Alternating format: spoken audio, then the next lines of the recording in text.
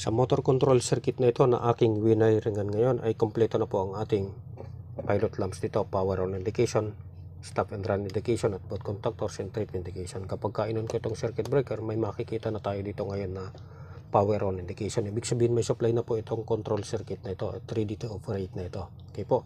So i-on ko itong selector switch. So through indication, alam natin kung alin yung contactor or pumps na gumagana.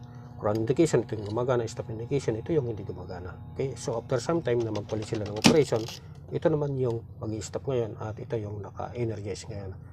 At kapag ka nag-trip, alinman dito sa contactor na ito, ay alam natin sapagkat mayroon tayo ditong trip indication. So testingin natin itong naka-energize na contactor na ito. I-trip po natin.